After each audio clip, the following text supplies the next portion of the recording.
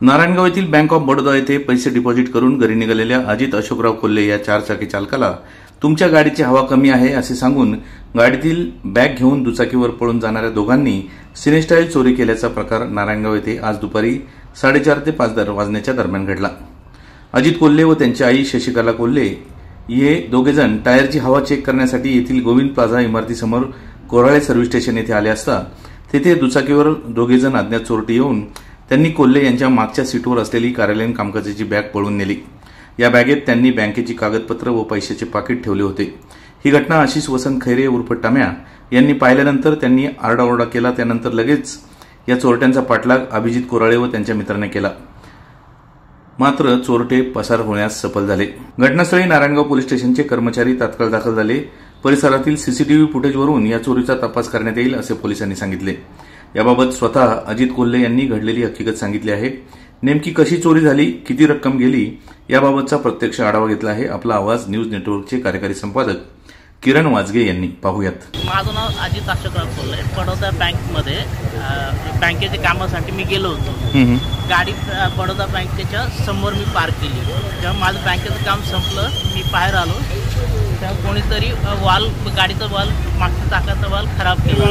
मी चौकात आलो, एका माणसाने मला सांगितलं मागच्या चाकामध्ये हवा नाहीये बघा।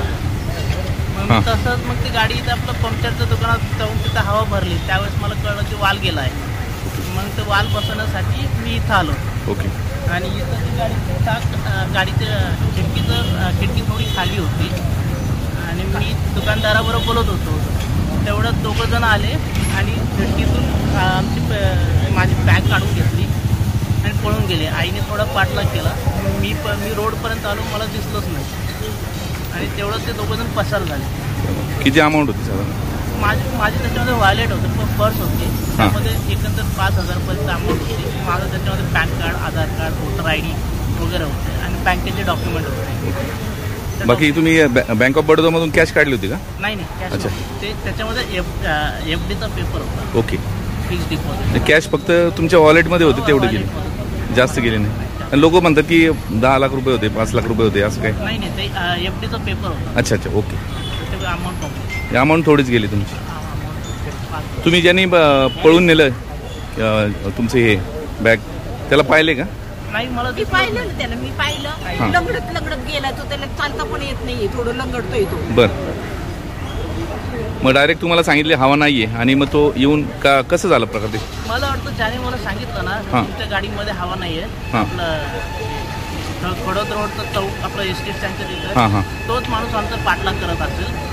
बँकेपासून तर इथपर्यंत तो पाठलाग केला त्याने आणि इथं आल्यावर त्याने बघितलं खिडकी मोकळी आहे, तेवढं त्याने बॅग काढली आणि पळाला।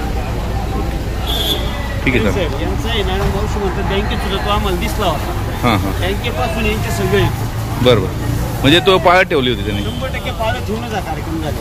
बरोबर आहे साहेब, फुटेज चेक केले पाहिजे, पोलीस स्टेशन वगैरे सीसीटीव्ही फुटेज मध्ये फुटेज चेक करा।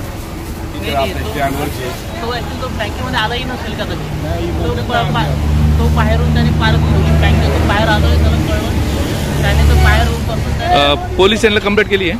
पोलीस स्टेशन कंप्लेंट केली, इथे पोलीस आलेले ना? 112ला मी आम्ही फोन केला। मी स्वतः पोलीस स्टेशनमध्ये जाऊन आलो। ओके, त्यांना पण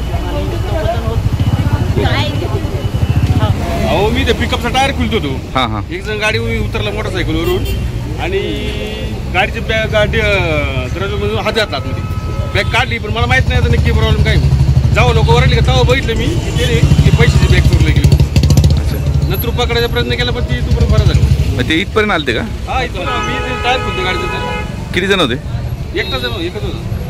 नाही म्हणजे गाडी चालवणारा तोच होता का? नाही, गाडी चालवणार दुसरा होता। अच्छा, गाडीच्या मागून उतरला तो, बॅग घेतली तो डायरेक्ट कसं निघून गेला। कुठल्या बाजूला गेला? इकडे गावाच्या साईडला गेला, पुण्याच्या साईड? हा, पुणे साईड। किती वाजता झालं साधारण? हे आता 10 मिनिटं 25 मिनिटं 4:38च्या टायमिंगला शॉर्ट झालाय। मी इथूनच पास होऊन गेलो, सभापती कॉर्नरला त्यांनी गाडी असं स्पीड होतं, स्पीड गाडी खूप स्पीड। आता सर तो पोलीस स्टेशन मार्गे डायरेक्ट मंचर मार्गे निघालेला आहे। कुठली गाडी असेल? गाडी नंबर वगैरे काय? नंबर नाही पाहिला, आयडियाच नाही लागली।